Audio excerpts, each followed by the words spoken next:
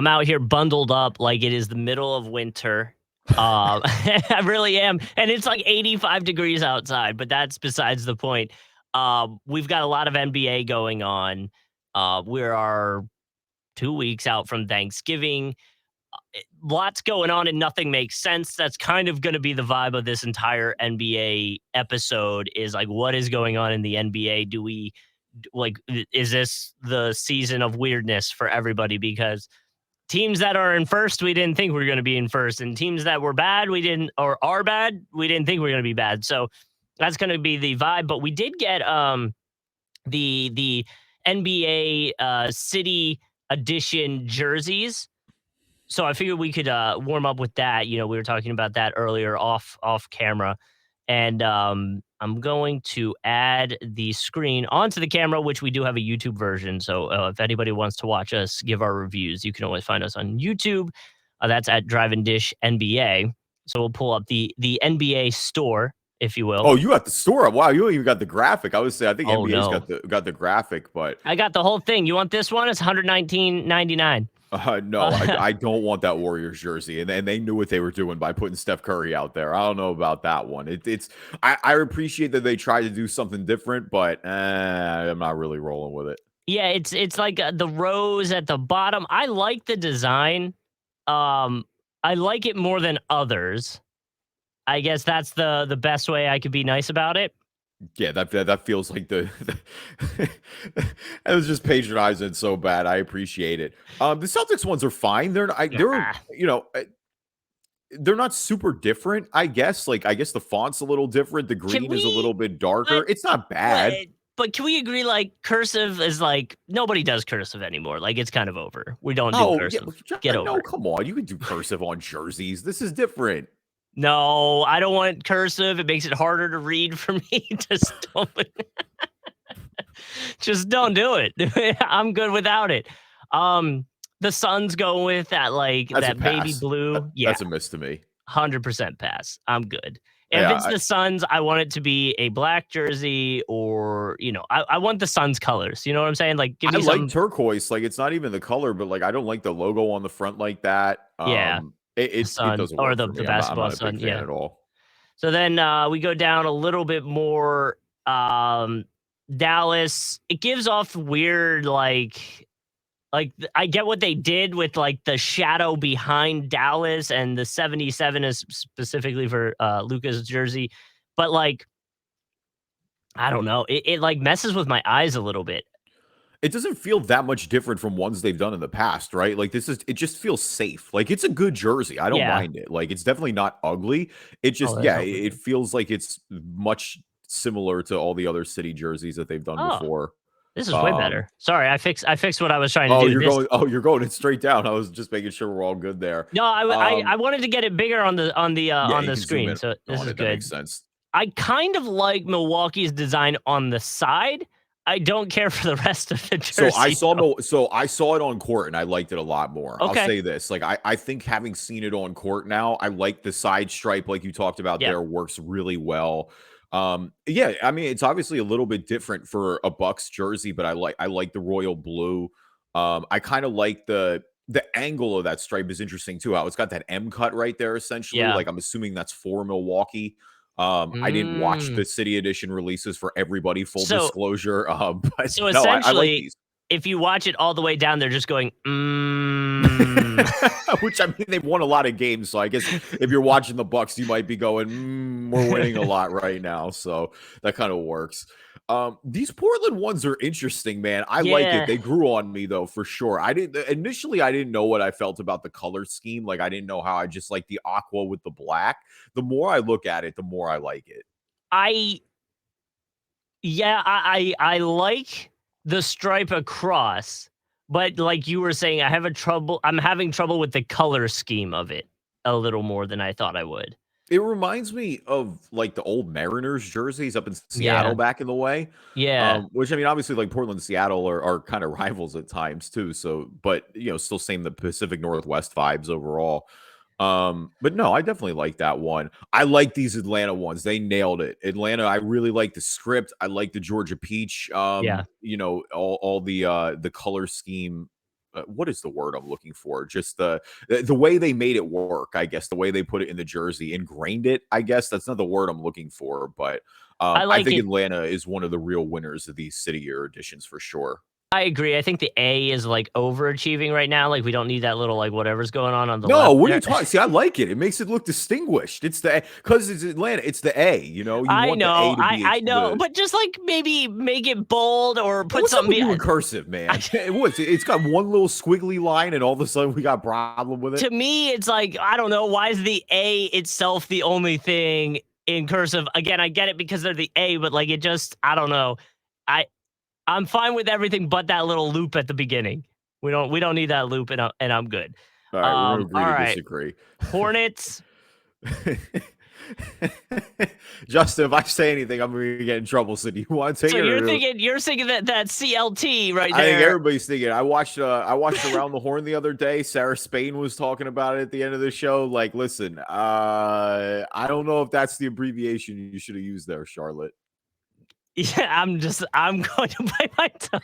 I will also say, for whatever reason, and maybe it's because I've seen a past one, but this gives me New Orleans vibes a little bit, like the stripes down.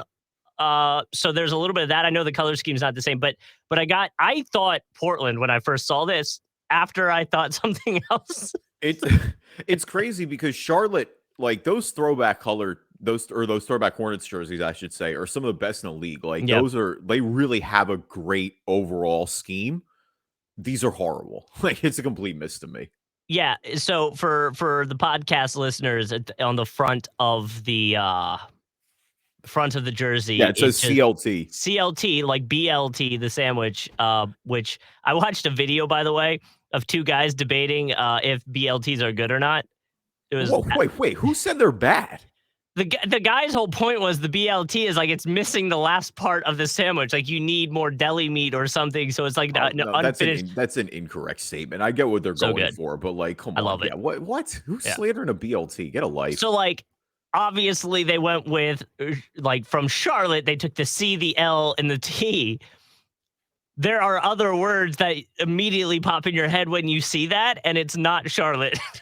I encourage you, by the way, if you are listening to the audio version right now, it's out there everywhere, but like there's graphics with all the city jerseys pulled up. You should probably pull that up. It'll make this a lot more of an enjoyable experience. And I really don't feel like using LaMelo Ball. So Ball is on the back. All right. Scroll down. No, that's it. We're moving on. We're on to who do we got? Memphis. I like it. Fine. I like the font. The numbers are giving me NFL Blitz scoreboard number vibes. It looks like 90s arcade or like NWO type deal. I'm okay with it though. I like it. Yeah, I don't really mind it either. I like it's definitely unique. Like you said, I think the font really does make it stick out. The color being the gray is right. I like the black overall. It feels like it matches the attitude of this team a little bit, which I don't know that necessarily that's what they were going for, but like, you know how Memphis is just gonna like kind of punch you in the mouth and talk smack a little bit and just fly and things like that. I don't know. It feels very Memphis. And so I like it in that regard. I don't like that the name on the back isn't the same like 90s number as. Yeah, that would have been cool. Yeah, I kind of like that too. That would be a good, because the one they use here on the NBA store is a custom one. If you want to get and I could, that would be a reason to get that too almost. That'd be kind of dope seeing your name in that font. Yeah, that font I think would be kind of cool for the podcast listener. The name is kind of just like the generic font that you would have probably on any jersey name. So I kind of wish it was the same, like silvery with that. I think they call it a gradient. For those who are Photoshoppers, I believe that's what it's called. Absolutely hate the Phillies one. Oh wow! Okay, all right, we're there. The Sixers, dude. It's so funny because my reaction. I said Phillies. I meant Sixers. My reaction with the Sixers was they're fine. Like I like the city of the brotherly love on the front. They're very like just bland. It's a white jersey with some red script, and so that's kind of my point. Is they didn't really do anything. So This reads to me like the person that was supposed to design it got like that meetings notification, like, hey, you got 5 minutes before the meeting, and he's like, oh, I forgot to do this. Slap City of Brotherly Love with a nice little cursive font there, and and let's go. And also, can I name this episode? Can we name this episode Justin versus Cursive? We might have to. And then the whole, like, I don't know, like City of just looks like like I didn't even realize it said City of because it's in blue and tiny, and just no. I'm not in on it. Yeah, it's definitely on the lower tier. It also was tough last year because their city jerseys were just elite last year. The 70s Spectrum themes one, so it was always going to kind of disappoint in regards to that. But yeah, it's definitely towards the bottom of the list for me. I can't really be a homer about it. I think it's telling that all the other ones were like 119 and this one's 79. So well, that's because they're the Nike ones versus the Fnatic ones. I'm trying to figure out which ones they like, what the logic is to keep them going. But Detroit, which is the next one. Like these. I like these Detroit jerseys. Is Detroit trying to be Milwaukee like this? Or old Dallas a little bit, but I like that color scheme. You're right. I think the number is really bold. I like the way it sticks out. I like the green color overall. I'm biased to it. I like these jerseys for Detroit, man. I like the 3 stars for the 3 championships they have. Like this is higher on the list to me, and I might be alone on that, but I really like these Detroit jerseys. I like the stars. I was just about to talk to you about that one because I was trying to figure out if that's what the stars and meant. Note the emphasis on the D, like Atlanta for the A, how it works. I was just about to go there. It's like, hey, why is the D got to be special? Because I get it, you but put like, emphasis on it, bro. It works. Again, Chicago's is fine. It's the same jersey. Wait, is there any difference? Like, the stripe is a different color? Like, I'm gonna be honest. If you hid the Chicago part, like you hid this, I would actually think this is a Raptors jersey. And I know the color scheme's similar, but I really, with the side there, I don't know. It gives off Raptors. It doesn't look unique. Like, it's just, that's my thing with these Chicago jerseys. Like, they're fine. It just doesn't look any different. You know what? I love this one. You know why? Because every letter in Chicago, nobody's special. It's not the C. We're good to go. Another Chicago one. Chicago, okay. Just triple Chicago. Okay, all right. They really are trying to flip these. Harden. Here we go. Los Angeles Clippers. They're okay. I like the color, like the I don't know if that's a rainbow color or what the deal is around the Los Angeles. I think that works for me. It's not too different from their original color scheme a little bit. Like, you got the black, you got the red and the white. They're fine. Like, I don't dislike them. I think they're in the middle of the pack somewhere. I hate it. Okay, all right. Listen, again, the cursive like throws me off, but for whatever reason with Los Angeles, like I'm a little less hating of the cursive. It's the color scheme behind it with like you were saying, the rainbow. It almost looks, what am I thinking? What is it? Oh my gosh, where is it? I want to say, is it the autism signal where they have where they have the puzzle pieces together? Oh yeah, that's the ribbons of autism. Yeah, it does kind of look a little bit like that. Like they're like puzzle pieces behind it, but I think that's what's throwing me off. Is too many colors. Like it's really messing with my eyes. Yeah. And I don't know. I'm not the biggest fan of it. Yeah, it's middle of the pack for me. Like also the arm bands being different colors is weird. Yeah. You notice that? Like they have the blue on the one side, red on the other. The red, I guess, from the main just elements of their jersey, other than their logo in general. But I get that. I kind of wish they would switch that around, though. I think it'd be funny if the red armband is the player's dominant hand. So, like, if you're a lefty, it's on the left side. It's like helping the other team out. And then Denver's, I'm cool with Denver's. They're fine. They're very again, it's kind of like Chicago. I don't think they're really that much different from their previous jerseys. I also just like, again, Denver, they kind of fall victims in the way that the Sixers did. Like, I think Denver has elite throwbacks. I love those the one with the city skyline, essentially. Like, I think that's a real great jersey. I don't love the Nuggets on the side underneath the gray patches there. Yeah, it fades to like a white, essentially. Like it starts a little darker. It's not really doing anything for me. I love their just standard jerseys as well, which doesn't help. Like, their powder blues are always going to be higher on my list in general. But like you were saying though, with like the darker fade to light, maybe on the court, it might look like they have really bad underarm sweat going on. It might It give might. off that impression. No, yeah, but that they're towards the bottom for me. The Lakers towards the bottom as well. I don't really think they're doing anything here. Oh, you like these, huh? I love this purple. Wow. Okay. See, I I don't. love this. It looks like they're trying to be Sacramento a little bit. Like if That's they're fair. going to commit to purple, I want them to commit to it. I don't think they did enough here. Like Yeah. I like the emphasis on the LA, but the font is kind of whatever.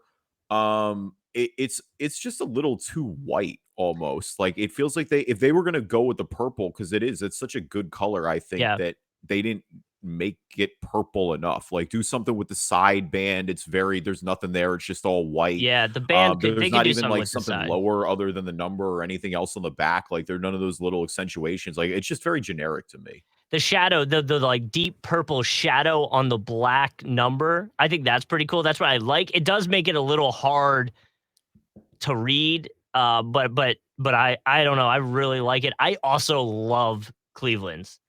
I like what they're trying to do with Cleveland. I think so I'm torn because I like the land. I like them embracing that. I like the font here with I really think It the just number on the doesn't. back pops. I think that it needs to pop a little more on the front. Like I don't think the teal here works as well. I would have gone with a different Yeah, the color. teal I'm fine with the silver, or not the silver, that like brown. tannish Yeah. brown almost. Like I think that works. I just teal would have been the color there to accentuate it for me. Feel like they could have just went with black and it probably would have worked. And then very specific to this one because it's Garland's jersey, the land and then having Garland on the back is kind That's of like kind of funny. it feels weird to me. Like I don't know, but also they should. R.I.P. Sexland, by the way. I like that. We need to go back to that though. All right. We're back to Portland. We already Yeah, saw talk that about one. Portland. Okay. I love the Pels jerseys, man. Pels smoked it. It's kind of easy with the because I think the Mardi can't go Gras wrong. color Yeah. scheme just always is a winner. The way Okay. Miami Vice was and the way the Heat could kind of cheat code with that. But no, I like these Pels jerseys. They're a winner. Everything I agree with you except for one thing. The stripes, so the purple, green, yellow stripes Oh, you're across about the to get banned jersey. from New Orleans. I appreciate No, it. no. Let's go. No. The numbers that they have are like half off the band, and it looks like a mistake to me. Like the numbers on the back are fully across the three Huh. stripes, and then the numbers on the front are like the last third of the number on the jersey in the front is off of the band. I love how little we're griping these right now. This is amazing. And that's what No, bothers me. I get it. It makes sense. But It's just no, like these are move the NOLA up just a little bit, or like there's enough space in between those. Like you have enough real estate here to be able to make it fit. I gotta tear these out for real when we're done. And by done, I mean done the episode, and I can actually think about this for real. But the Pelicans are higher for me. I like these ones a lot. I like them. I don't know. Maybe it's like an OCD thing, but like I really wish the numbers were fully on the colors that they have striped across. Yeah. Absolutely hate this one. Yeah, from Miami. it's a miss for me. Wait, Miami, are you getting held hostage? Like, is this a ransom note? What's going on? Like, what's up with the font here? Like, you cut him out. It's like if you don't return Jimmy Butler by 6 o'clock on November 14th, 2022, we will, send you one of these jerseys every day for 6 days or something like that. Like, I get it. It's a nod to all the other jerseys, but I've been harping on the other ones for having just like a different font for the first letter. This is different font for every letter. And no, I appreciate what they tried to do. Because like you said, the thinking is there. I don't think it's one of those ideas that probably, because again, the concept is like, yeah, we honor our history. It's great. Like all that sounds wonderful. Because Miami, especially with the Vice jerseys, has just been killing it recently. These are a miss for me, man. There's no way around it. It looks like a child designed this jersey. Yeah, that Miami, like, like when you were a kid and you had to do cutouts, like make your vision board. This is their vision right. board. It does. It looks like that. You're right. It's a vision board jersey. That's a great way to describe it. I don't know what Brooklyn's doing with these. Like, it's all over the place, man. I think it's Basquiat themed, so I get what they're going for. I don't even kind of mind like the font on the front. Like I like the Brooklyn Nets part of it. Like that part to me is cool. I just guess I wouldn't have gone with a white jersey overall here. And I think the side patch just looks a little out of place. Like I see what they're trying to do with Like a it, and I appreciate graffiti, that, yeah. but it's not really working for me as well this time. So the problem, so I kind of like it. The problem I have is with the nets with the like parentheses and then the side of like a tournament bracket thing over here. Like it looks like this was one of the options that they were having. Like they like in the Brooklyn team meetings, they had 4 of them, right? And they had them next to this bracket. And then when this one won, they didn't realize that wasn't part of the jersey and added it in. Like Yeah. it's an unnecessary little bracket thing on the side. But I kind of I don't know. I like it. Like the Brooklyn, the way it's like spelled out and almost looks like it was just drawn on. Like I kind of like that part of it. So they're a weird one that I'm like in the middle where like when I was looking at this before the podcast, I didn't know where I was gonna land on this. And I think I'm more on the kind of liking it side right now. Okay. All right. Yeah, Um, it's middle at best for me, but um Knicks, let's man, just it's let's do Knicks and Sacramento and Knicks are the next 2. So let's just do those 2 and then we'll wrap it up and get into no, we gotta get into fit. some. We can let's do rapid fire. We can click into Okay. rapid fire. I know we're 20 minutes in, but Okay. the Knicks look like the same thing. They just Yeah. it's same deal with Chicago. I don't think they changed anything enough. Yeah, I like it. That just doesn't look much different, and I'm okay with that because I like it. You know, like just they know what works, so don't worry about it too much. I kind of feel similar-ish about Sacramento. I do love the side though, that like I purple that's and so stripes. I same deal, same complaint, but I think it's a better version of what they're doing now. I really like the font.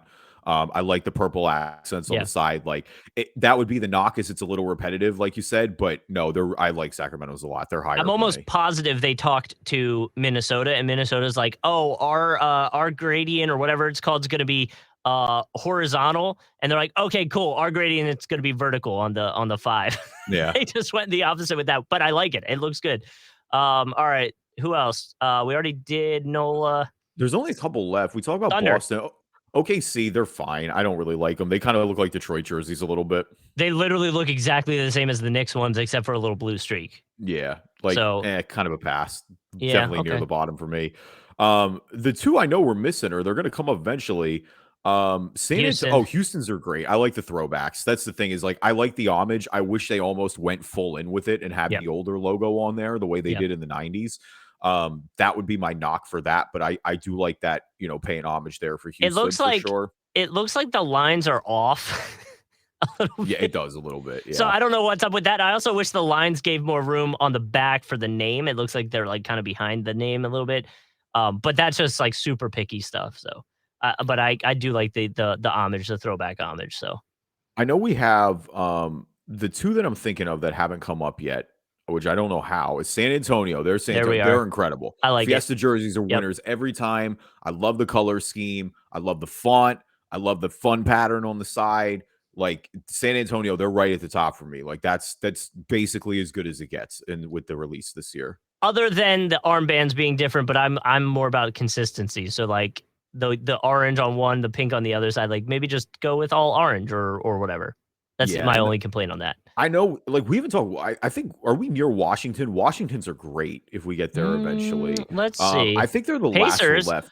They're fine. I like what they're doing. I kind of like this separation almost. Like I like the two tone. It's weirdly like it works a little bit. Like I don't hate it. It kind of works, but my first thought was crop top. I mean, something good crop top. It really cool. Just cut out the bottom. Like you use It the lit- yellow barriers like a scissor line. Yeah, it kind of well with the yellow pattern here. It kind of does look like a crop top. Like if you just had it, I don't know, but I do like it. It's definitely not in my top 8 most No. likely, but it's all right. Yeah, it's fine. It's middle of the pack. Trying to see God, they really don't have Minnesota. these. Minnesotas are fine. I like what they tried to do. They're upper It's a middle of the lot pack for like me. it's a lot like their team right now. What they did was clever. I was excited to see it, and I just don't think it's working. So Oh no. Oh no. All right, we'll get you into like that in a that? little bit. I did that actually. That flowed really well.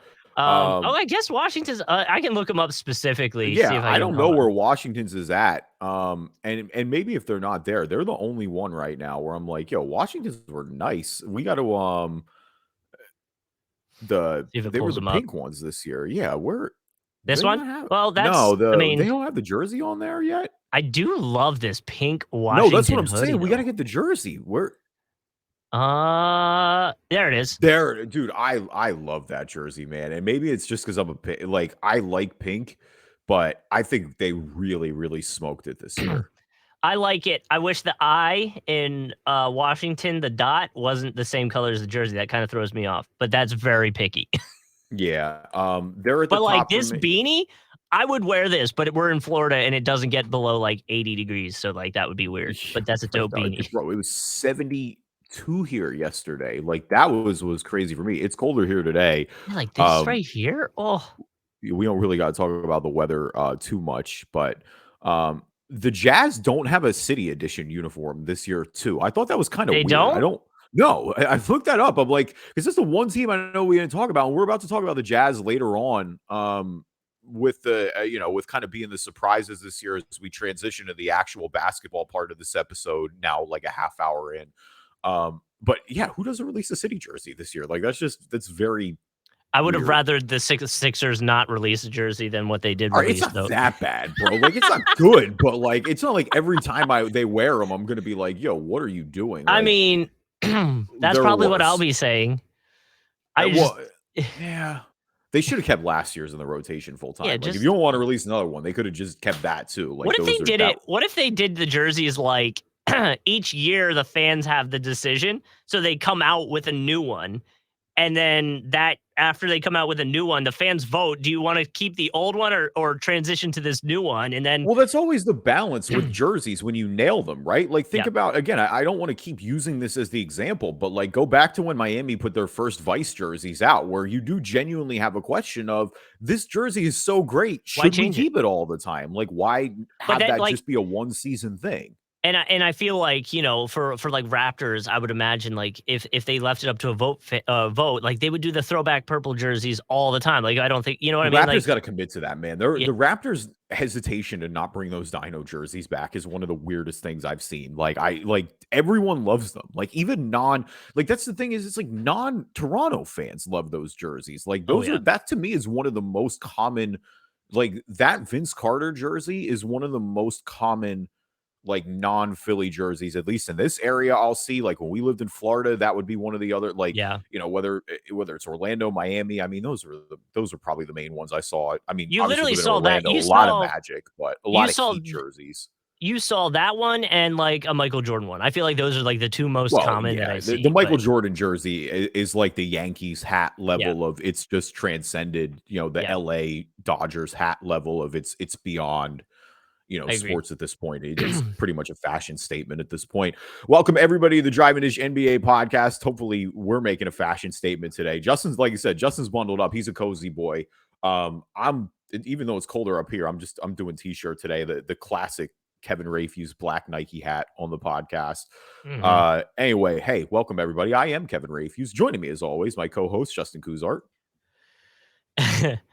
I really hope y'all don't take witnessing Stephen Curry for granted.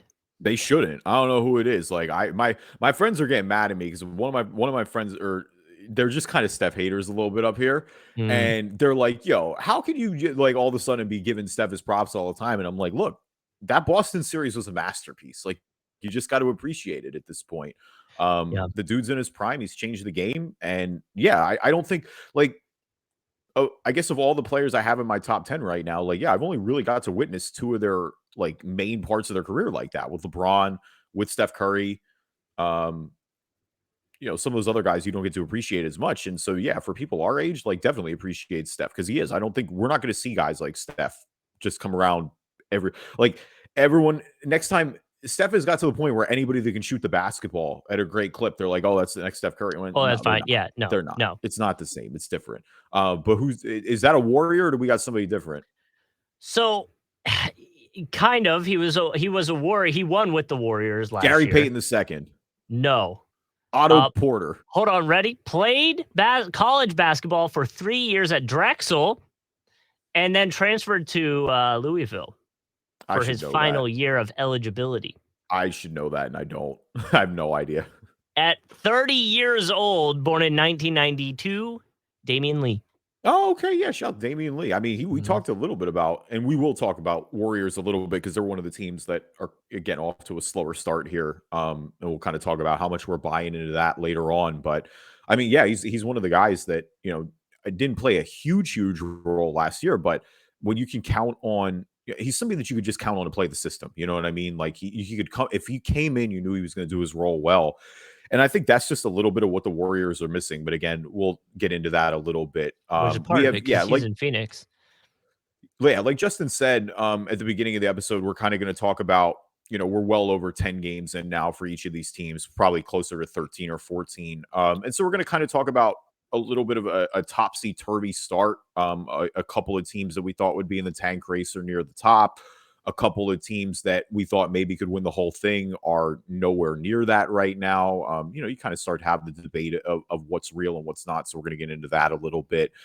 We are going to talk some more Brooklyn. I promise that'll be later in the episode with Brooklyn hiring Jacques Vaughn. I didn't want to hit you guys with 3 straight episodes with Brooklyn right off the top, even though they've been super dramatic, but we'll get into that a little bit later. Plus, Yeah. who's balling, who's fallen.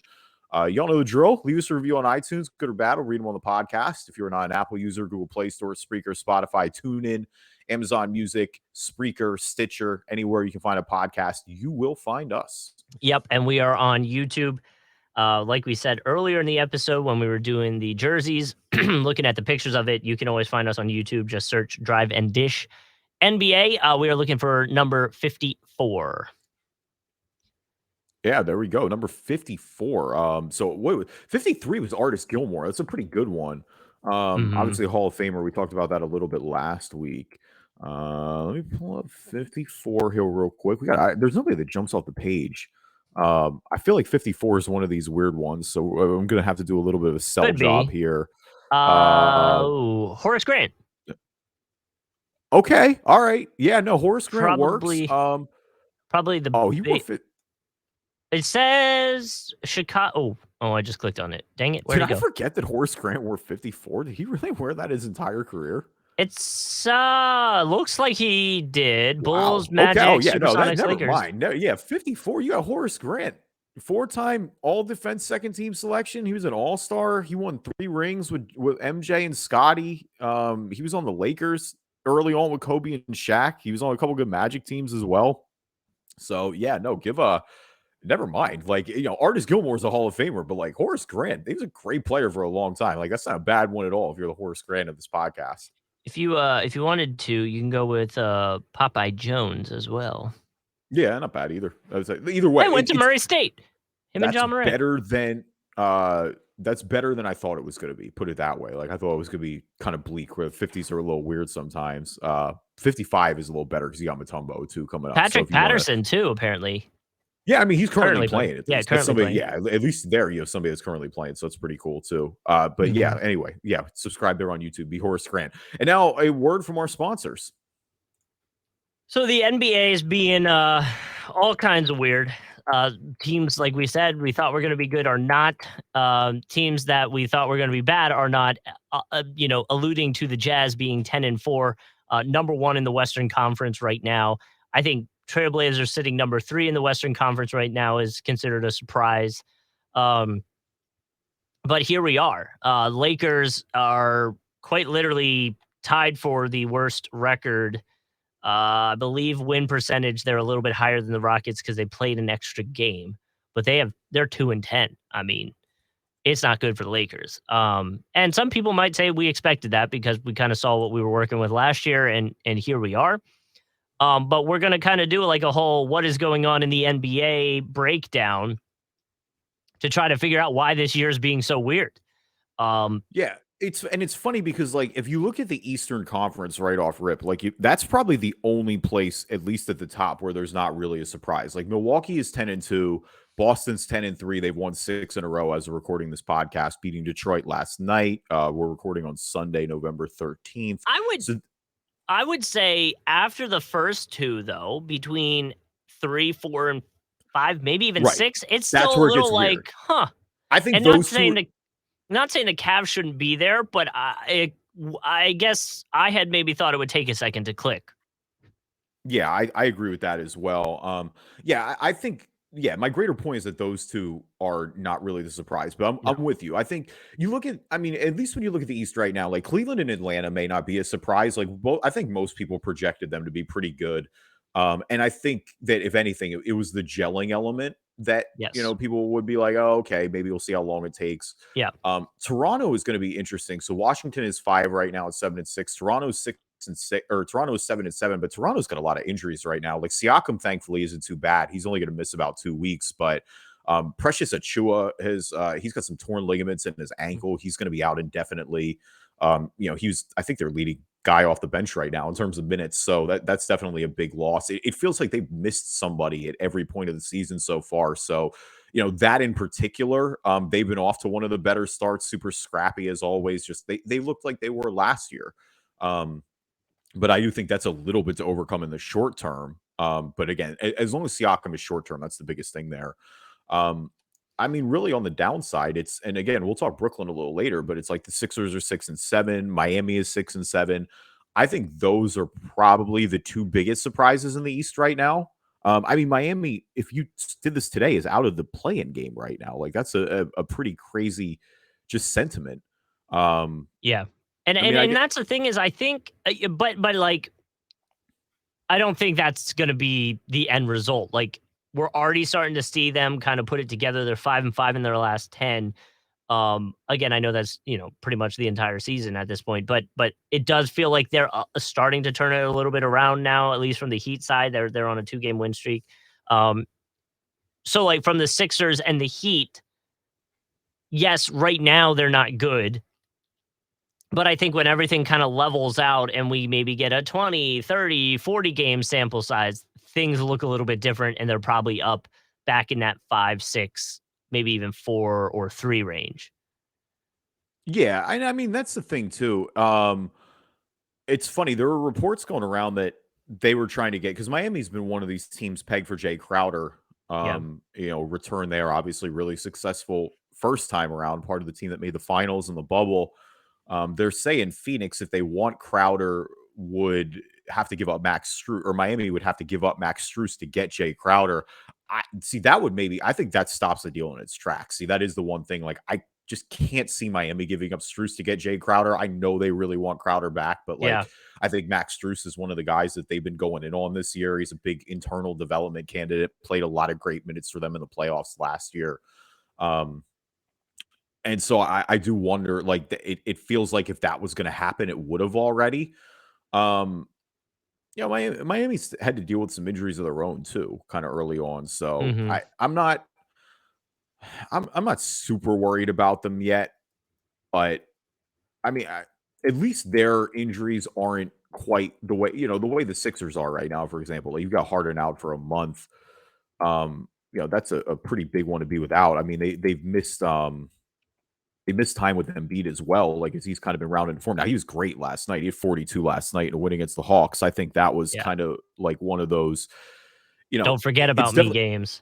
well, and it's been a tough go for sure early on, but I think at the same point with the Sixers, you can point to them this week and go, yeah, they've had a tough go. They lost to Atlanta. They also beat Phoenix and then beat Atlanta when they got back home in the second half of a home and home this week. So you can take a little solace in that. And again, the fact that you're missing Harden, who looked pretty healthy to start the season. Um, you know, I, again, I don't want to keep beating the drum about Doc Rivers. Like, I think that Doc Rivers should definitely be getting looked at to go.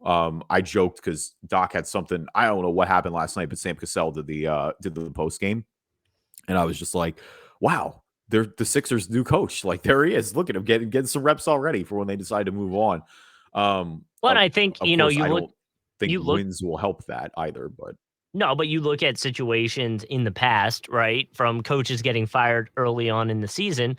Um, most notably the Celtics last year, and how quickly that kind of like was it last year? Yeah, they were having the players only meeting, right? Was that when they yeah, oh, yeah, no, they were was he? Boston was Yeah, 500 till basically, like, right before Christmas last year, and then from January on, just beat everybody.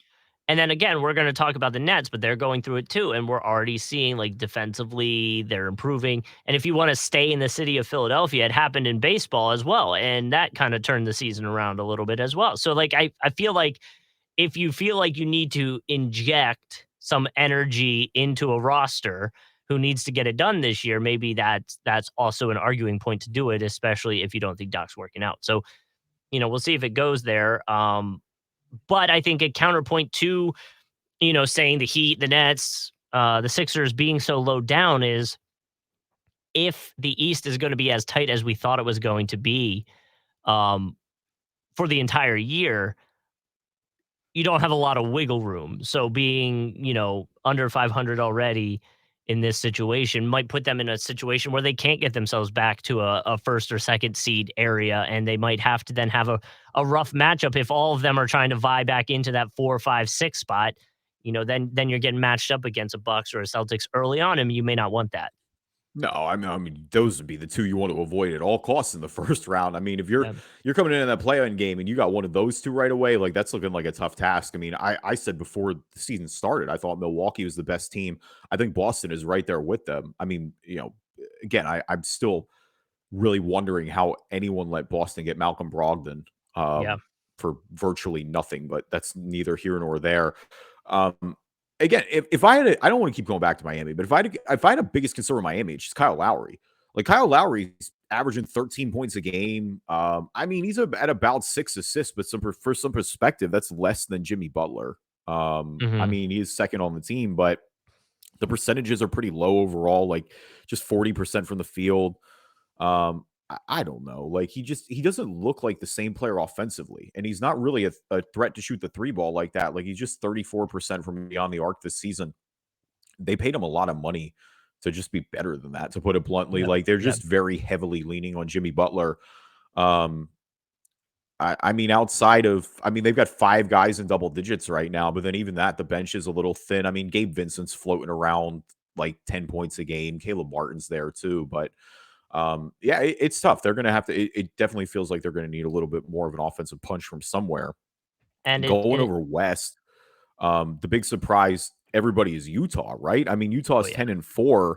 Um, and it's funny because on one hand, and I think ESPN had an article about this where it's like everyone knows there's a clear ceiling with this Utah team, and everyone expected them to be in the Wembanyama race. But it's like when I mean, it's one thing to start the season 3-0 when you didn't have any expectations. Like they're 10-4 right now, and they've got a game Hmm. against the Sixers later where again could very well be looking at 11-4, depending how that is with getting them on a back to back.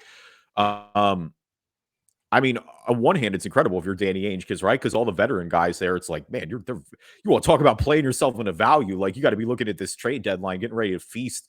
And I think Utah is going to self-inflicted blow this team up a little more because you're going to sell high on some of these guys. You have to. Yeah. Now I'll say this: I think Laurie Markkinen, that's a great example of where you're Utah, where it's like, look, I don't know how sustainable this is. We've seen, moments of Laurie being a great at times, but it just has never been there consistently. But he's always been a good NBA player. Like he's a guy that could maybe fit the timeline. Like when you talk about him, playing with Colin Sexton and these guys in theory that they're going to draft, like Markkinen is the kind of guy that you hold on to. And it's like, yo, if he's playing well and overachieving, like that's just good for everybody. Like you maybe look him as part of the long term, or he just ups his value with somebody that would maybe overpay for him. But it's nice though with all the vets. Again, the Jordan Clarkson, whose value doesn't appear to be going anywhere. A guy like Kelly Olynyk, who you maybe go see a contender take a swing at. Like they're gonna have a lot of options here. But yeah, I'm not also going to sit here on this podcast and lie to you all and expect you to be like, yeah, Utah is going to be number 1 by the end of the season. Like that would truly be one of the bigger like stunners in the NBA. Hell, I mean, maybe ever. Honestly, at that point, maybe ever after they trade Rudy Gobert and Donovan Mitchell. Well, and the Laurie Markkinen thing is just it's so good. Like to see him playing so well again. I mean, his points per game are up. I mean, you look at his last year in Cleveland, he was about 14, well, rounded up 15 points a game. I mean, in the first 14, he's at 22 points per game. And I was joking about it off the mic with you. I was talking about you look at the top 12 let's say top 15 players in the NBA right now for point total in the season. Some of the names and some of the names that aren't on there are surprising. I mean, like you have Paul George and you have Jaylen Brown and you have DeRozan and Booker and Trae Young. Like those make sense. But then you got guys like Desmond Bain, Tyrese Maxey, Laurie Markkinen. Let me pop up the list a little bit more. I guess the rest of the guys kind of make sense, but like a Markkinen, a Maxey, a Desmond Bain in the top 15 for the league, and even the first player out of this, by the way, is Giannis at 16. So like it's crazy that you have some of these guys who are higher, in points, and it's kind of cool seeing a younger movement. Those guys that we said are what Bane's 24, Maxey's 22. Like it's cool to see these guys starting to take over and pop up higher on these lists. And in Markkanen's case, it's helping a team way overachieve what we thought they could do. Well, and I think a prime example too of situations just matter, right? Like, sometimes it takes a little bit for guys to get comfortable. Maybe credit Eurobasket a little bit. Like he was playing a heavy role for Finland in this offseason. It just clicks later sometimes. The big example right now in the NFL is Geno Smith, right? Like look at Geno Smith. He was this highly touted draft pick, has pretty much been a scrub his entire career, like a career backup more or less at this point, and now is finally getting an opportunity in Seattle in lieu of Russell Wilson, and is playing the best football of his career and looks like a bona fide starter in the NFL. Like you made the Seahawks look like the Seahawks look like geniuses, and Denver look like idiots. Yeah, I mean, sometimes again, situations just matter. That would be incredible for Utah. Desmond Bain, man, give him a lot of credit. Like I've always loved, I love that pick. And I say all the time, like, I can't believe that him and Maxey went back to back in that draft.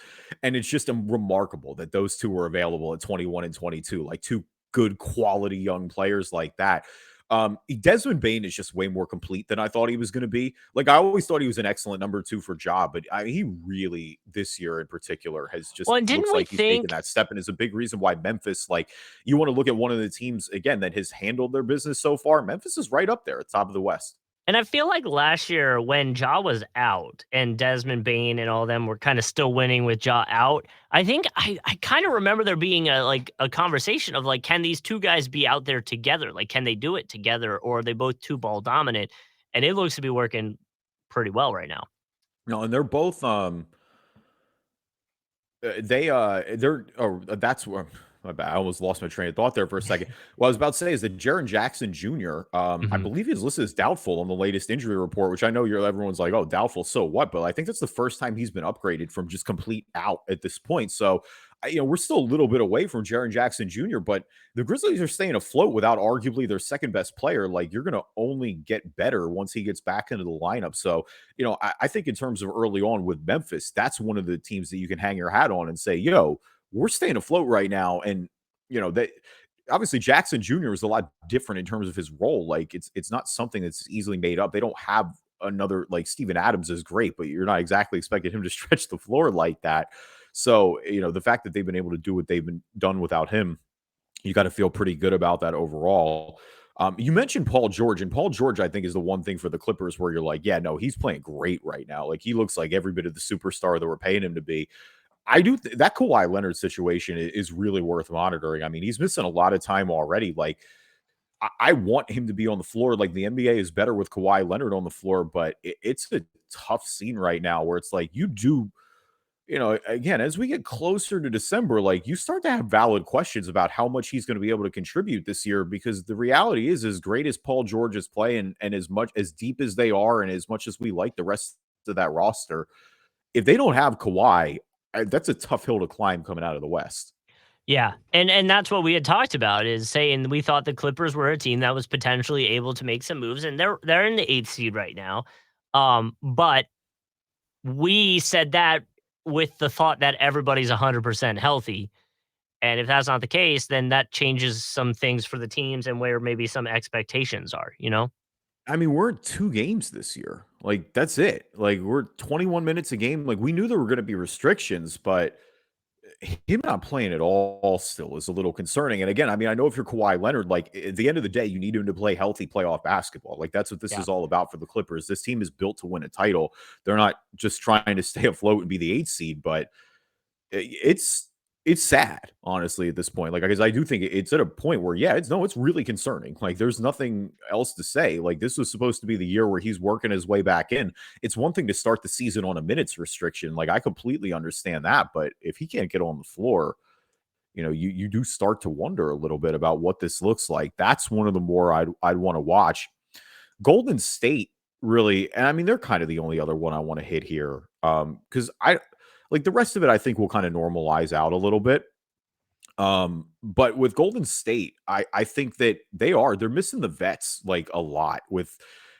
And again, the guys last year is all the surrounding core, right? It's the Otto Porters, it's the Gary Payton the seconds, it's the Damian Lees that we talked about a little bit earlier. And they've been working these two timelines, right? Like, what it is. They won the title last year, but a lot of the reason that we're so bullish on the Warriors is that a lot of these guys are young. It's not just Jordan Poole and even still Andrew Wiggins, who are contributing and got their big contracts this summer. But it's the thought of bringing in James Wiseman this year, the number 2 overall pick. It's Jonathan Kuminga, the number 7, who had flashes last year, and they look like they have all this potential in the world. I'll say though, so far early on, the offenses look bad with Wiseman on the floor. It looks like they just are out of their system when they're running it with him, more or less. Mm-hmm.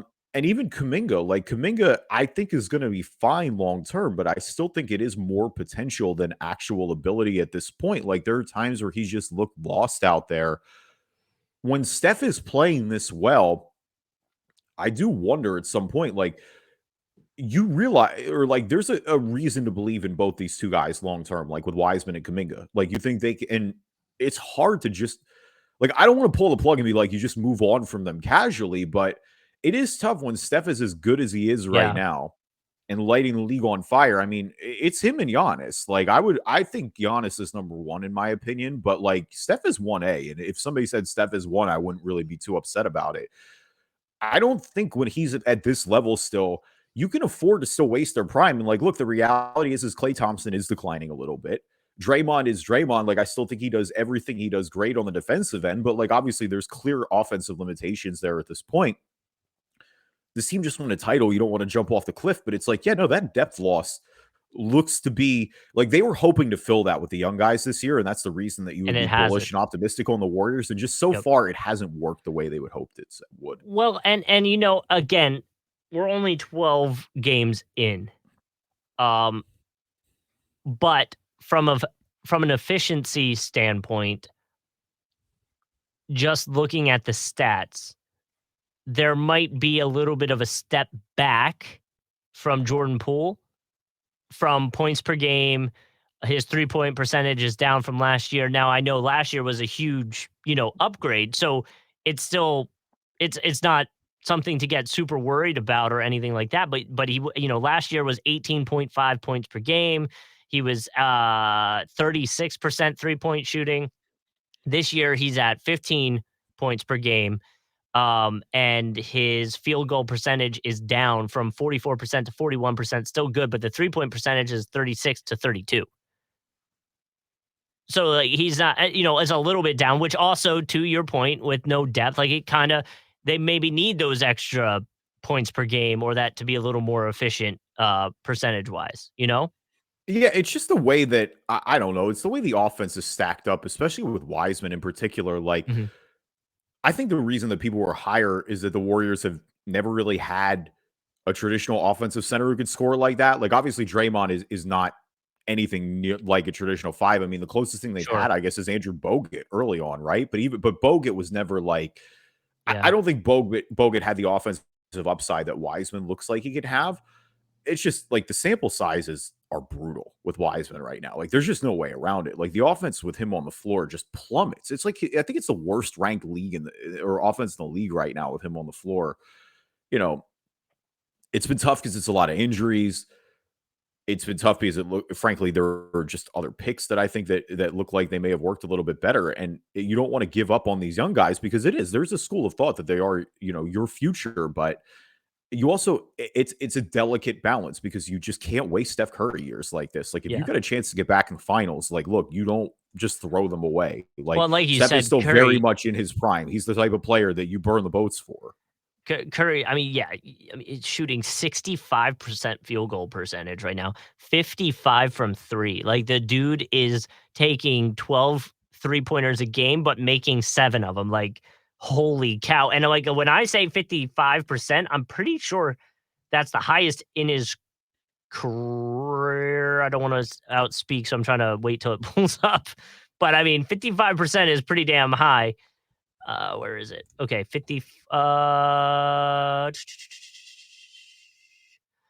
yeah, I guess, his highest three-point percentage years would be 15, 16. He was at 45% for 45.4, 12, 13. He was 45.3. So, like, he's on pace if you can keep that up. You would imagine that comes back down a little bit, but he's on pace for a freaking huge game, 55% in the last, what is it, 4 or 5 games here. So, we'll see where it ends up, you know? Yeah, no, 100%. All right, who's balling, who's falling? Our NBA version of the stock market. We always like to start with the good before the bad. Balling for me this week. Welcome back, LaMelo Ball. First game back, making his season debut, coming off that ankle injury last night against the Heat. Did 15 points last night, played 28 minutes.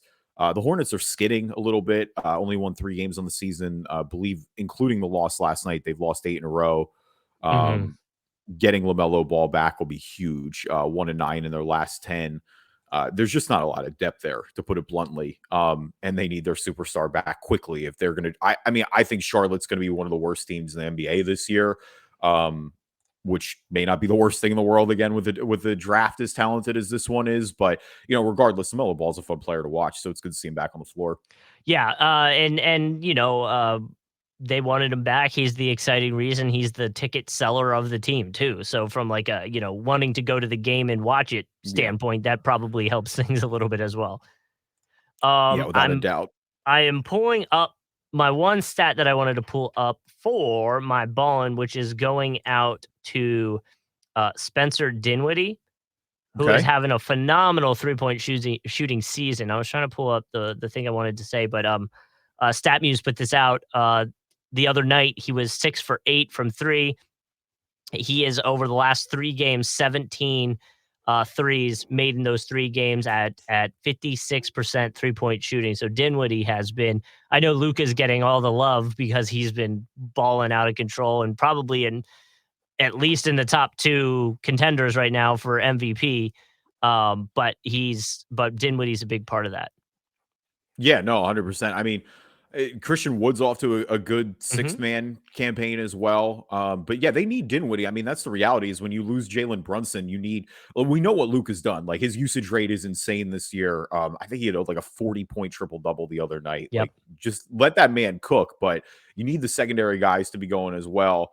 And I mean Dinwiddie, obviously one of them, him knocking down threes at a career best rate is definitely a great way to be doing that. Fallen for me this week is the FTX Arena in Miami, which is not going to be the FTX Arena very long. They have completely gone under in what is a wild turn of events. Basically, they've lost $10 billion in liquidity. The company is completely folded. Obviously, Mhm. this is previously the American Airlines Arena.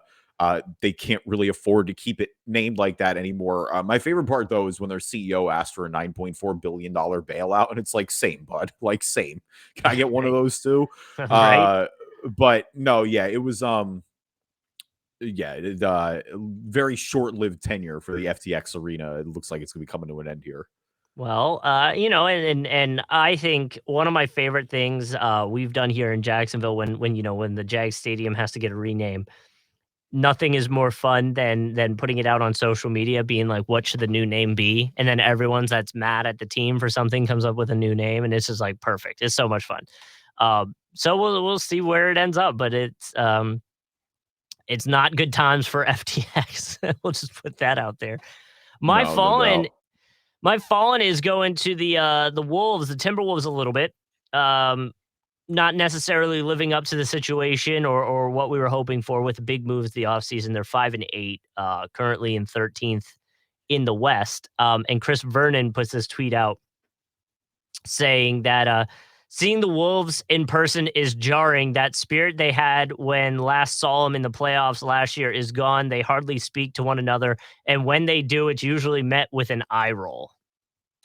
Yeah, the quotes are a little alarming for sure. And I mean, Anthony Edwards the other day said they were playing soft. Yeah. Again, it's early, and I think there is a bit of an adjustment period here, without a doubt. I mean, bringing in Rudy Gobert, like that, it's a massive stylistic shift from what the Wolves were doing last year. Um, Again, I'm still in the give it some time with the Wolves. Like I do think the talent will figure itself out a little bit. But yeah, I mean, you have to be definitely disappointed where it is so far. Like they're out of the play. Like they're not in playing position at this point. I think right now the skeptics are looking at it and going, yeah, this was kind of a weird decision to bring in Rudy Gobert. Like I think that's what kind of when everybody thought, right? We're like, this is it's not even Rudy. It's just that like Rudy is not the guy here. Like they needed interior defense, but they just massively overpaid for it. Like it reminds me early on of what happened when the Sixers brought in Embiid and Horford. It was like, yeah, Horford fixed an issue when Embiid is off the floor, but you didn't need to like dedicate your entire salary to doing so. Like Well, and that's the you problem, burned the right? bridges to fix it, to like essentially nuke an ant. And that's Yeah. kind of what it feels like Minnesota did here a little with Rudy Gobert. Like I get that Towns isn't the best interior defender, but you know, I'm still giving them time though a little bit. Like I'm not ready. All that is being said, it's still 13 games. Like when you have that radical of an adjustment to your team, I do think it's going to take some, it takes some growing pains, frankly. Like it is a big stylistic change. I agree. It's one of those things. I think the concern with it is going to be a shorter leash only because if it's a problem, like you were saying, the money situation, the things that were traded for him is like, man, you've really handicapped yourself for a while going forward. And that's going to be the problem. No, they have to win. Like this Yeah. team has to win, and they have young guys like Anthony Edwards. I again continue to think is only going to get better. Like there are reasons to think they'll improve internally, but yeah, no, you're stuck with this roster at this point, and that was Yep. again that's where the skepticism was if it was there with the Timberwolves. We will see if that continues to take place. Do want to end here with Brooklyn. Obviously, last time when we recorded, a lot of Ime Udoka speculation, and they ended up backing off that, Which given I the think is title. telling. Yeah, I think it's telling. I think it's telling for two reasons. Because so they ended up hiring Jacques Vaughn. Jacques Vaughn was going to be the interim coach, but they ended up giving him the job. Like he's the Brooklyn Nets coach right now. Jacques Vaughn has had I think 2 previous coaching stints in the NBA, so definitely a familiar face for sure. I think a lot of people early on are preaching the accountability that he's going to have. They think that the defense is going to get better, which I mean, short sample size it has. Like Brooklyn has played much better here the past few games. I think but you're right though. It's telling with Ime Udoka, and I think it's the culmination of things. And I do wonder, it was going to be controversial if they hired Ime Udoka. I do wonder if Kyrie Irving and all that wasn't happening right now with the Would they have suspension kept and the going? drama Yeah. around that. Because it is like at some point your organization, like as much as you want to say, oh, whatever, we'll take on every controversy in the world, like there is a limit to it. And like when everyone's on you about Kyrie Irving, like opening up another can of worms and hiring Ime Udoka when we still just don't know fully what's happened there would be a little odd. And it does. I mean, I think it sure seems like internally that pressure got to the Nets. They saw probably the backlash from everybody and said, yeah, you know what, maybe we should go a little safer here. So in that regards, like, yeah, hiring Jacques Vaughn is very uncontroversial. Like he was already in the system. Guys know who he is. He's clearly not getting potentially investigated for some sort of like I don't know what it is, because it's I really want to be careful with the wording around Ime Udoka, because Ime Udoka is not criminally charged with anything, but like the report makes it seem like something non-consensual was happening. So like I don't really want to be all like, well, Ime Udoka was just out here scot-free either. Like it's a for sure sticky situation. Right. At the minimum, it violated team employment policy. And so we'll see what ends up happening on that front. But yeah, I mean, I don't know if they discovered something else in doing their due diligence, but it sure seemed like that they were willing to hire this guy and they were ready. And they just backed off. And honestly, for the sake of everything that's going on in Brooklyn right now, Probably because, for the best. yeah, it's definitely for the best. I mean, because we're not even talking about Ben Simmons. We're not even talking about the Which X's and O's is, at this yeah. point. I Like, mean, we're Ben just straight up talking about the fact that there's just all this off the court drama, I do think Jacque Vaughn will stable things out a little bit. I don't know how good of a head coach he is. Like, that's the thing. Like, I mean, his tenure in Orlando was pretty bad. So I do wonder what the limitation is there. But I mean, in the short term, obviously, I think the guys are going to listen to him more than I mean, they clearly were tuning Steve Nash out by this point. It just wasn't a good situation there. And with them, as bad as they were defensively, something had to give. And that's what it's just, dude, the Nets. It's one of those things. I think it was the right move with Jacque Vaughn. Like we said, they've already seen a little bit of an uptick. They're 4 win in their last 5 games. The Nets defense has really improved, and people are starting to compare that to the time that Kyrie's obviously not on the court. So that, in my opinion, will continue until he's back. Whenever that is. Obviously, he's got that situation going on, and he's got to prove to people that he's actually sorry for doing what he did. So that's a part of it. But I think it's telling that Jacque Vaughn came out and said that he's not playing this weekend at least. Yeah. They play the Lakers tonight as of recording this, but he also didn't really put out a timeline of when Kyrie will be back. So I think they leave it open to like, do you realize what you did type stuff. So, but I think the Ben stuff is even more intriguing in my mind. I know as a Sixers fan, that probably is part of it, but like, whoa, even the defense is bad now. That's the alarming part to me, is he's not doing the other things well. Like, I think the mental block is clearly there right now because he's not. I mean, his driving rate is radically down. Like, he was averaging something like 15, 16 drives a game when he was playing for the Sixers, even as recently as that series against Atlanta. And he's down to like 3 a game right now with Brooklyn. Like, he just straight up is afraid to get fouled, it looks like. Like, the free throw percentage is something around 40%. Like, that is the crippling concern. The problem is too with that fit is they just have been completely unable to play him and Nick Claxton together. Like, Nick Claxton is not going to remotely space the floor like that. And so when you have them both on together, the guys are going to clog the paint every time. There's no way around it. But you're right. I mean, it's the fact that like, even when Ben was limited offensively, you could count on him being one of the best defenders in the league. Like, I would have died on that hill. Like, there's a reason he made first team all defense. He was locking everybody up. He's not right now. And like, that to me is because if he's not playing good defense and he's not passing the ball well, he is unplayable at that point. And that's that's an alarming sentence for Ben Simmons, that he's unplayable. My buddy, who actually lives up by you, was listening to some local sports radio in Philly, and they were debating how much credit Brett Brown should get for potentially getting the best out of Ben. Well, Brett Brown should have got a lot more credit, in my opinion, always. Yeah. Like, the fact Brett Brown lost the locker room, and I guess they probably should have moved on after that. But I mean, to me, Brett had a way shorter leash than Doc has had. And I feel like Brett, like, coached them through the worst years, got them into the playoff position.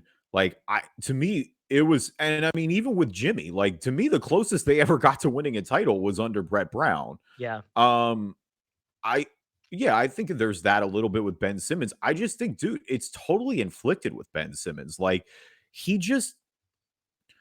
it's hard for me to say someone is damaged goods, but like, I think he is. Like, and it really is. Like, you point to one play, like, I guess in hindsight, I look back to that series against Washington where it was Scott Brooks, man. Scott Brooks put him on the line and he was failing. Like, that series won 6 games. The Sixers dominantly won the first 3. And then the next 2 were tight because they kind of figured it out. They're fouling Ben Simmons. They ended up winning the series. It wasn't a big deal. But against Atlanta, like, again, it's hard to just zoom in on one play. And it's even crazier in hindsight because I remember after game 3 of that series when the Sixers went up 2-1, Ben Simmons had like 27 points. Like, it was the ultimate, like, oh my God, Ben Simmons has arrived. Like, we're here on a playoff stage. Yeah, like, we're ready to go. Up. Like, this was a shut the haters up game. That game 7, dude, like, you go back to that non-dunk on Trae Young. It's like, it's hard to just keep harping on one play, but it looks like that is like just broken him permanently. Like, until he flashes out of it. And again, I do think like maybe the injury element is there too, but like, I think he's mentally broken. And it's just like, it's hard to, I shouldn't feel bad for him given how the Sixers situation, like if I have my Homer hat on, played out and how Sure. much of just frankly kind of an asshole he was at the end of it. But I do like it's jarring how just unplayable he is at this point. Yeah. And then, we were going back and looking at all the picks the Sixers had during the tank process, and it's just like whiff after whiff after Well, whiff. The thing is with Ben and Markelle, and we don't again. I'm not going to We do don't have this to go whole right. thing. Is it's like But at even least with Ben and Markelle were the number one consensus picks at the time. They just didn't pan right. out. But Like even, like, though you go back a little further, Nerlens Noel, Jahlil Okafor is like, holy moly. Okafor was always a bad pick. But Yeah. again, we are not going to do this. I promise everyone. Dude. Thank you for listening to the Drive Into NBA podcast. We appreciate you guys as always. We still did Nerlens dirty. I'm never dying on that hill. Leave us a review, or I'm never leaving that hill, I guess I should say. Leave us a review on iTunes, good or bad, or read them on the podcast. If you're not an Apple user, Google Play Store, Spreaker, Spotify, TuneIn, Stitcher, Amazon Music. Anywhere you find a podcast, you will find us. And we will be back next week, right before Thanksgiving, to talk some more basketball. Probably do some Thanksgiving themed Probably stuff. what we're thankful for. Like, I hate being cliche, but like, it's probably going to be what we're thankful for this NBA season. Yeah, like I don't know. We can I don't know, second servings or something. We can figure something out. NBA turkey sandwiches the next day. Yeah, but we also have a YouTube page. If you want to follow us there, you can subscribe there. We put all the episodes there. There's video versions of the podcast. You can check them out. Just search Drive and Dish NBA on YouTube.